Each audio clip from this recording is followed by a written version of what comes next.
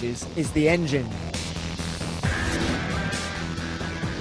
I'm with Pat Simmons, Technical Director of Williams. Pat, what is going on with these engines for next year? Well, firstly, I think we have to call them powertrains because they are much more than engines. We're going from a 2.4 litre V8 normally aspirated engine to a 1.6 litre V6 turbocharged engine. This year we've had PERS. Next year we're calling it ERS. It's energy recovery because it's more than just the kinetic, which is what the K is in PERS. We have 10 times the energy storage and twice the power.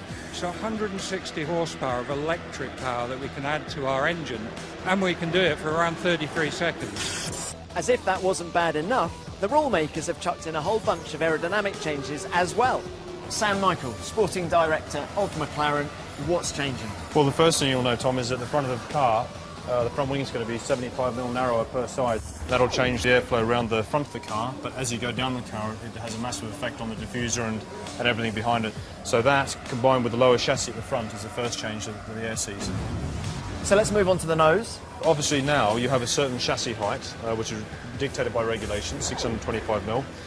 That chassis height's coming down by 75mm. That's going to push the front nose tip down as well. The whole idea was to improve launching and safety at the front of the chassis.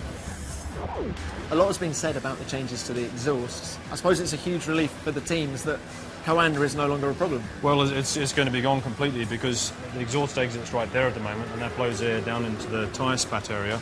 Next year you're going to have a single tailpipe that's going to run straight through here, down the back of the impact structure and out the back, so you're not going to have any ability to do any exhaust blowing. In addition to that, at the rear of the car, we've got the rear wing box, which is this distance here. This height is reduced by 20mm, so it makes the rear wing box a little bit smaller. But most importantly, the rear lower wing, that's gone completely on next year's car. The key to finding the advantage in Formula One is finding that loophole. Now, Sam, are there any loopholes in these new regulations? Inevitably. I mean, obviously, at all the working groups and the FIA meetings that we have, we try and close everything down to achieve the objectives. You've got to remember that there's 500 people in every Formula One team, and their job is to find loopholes, so inevitably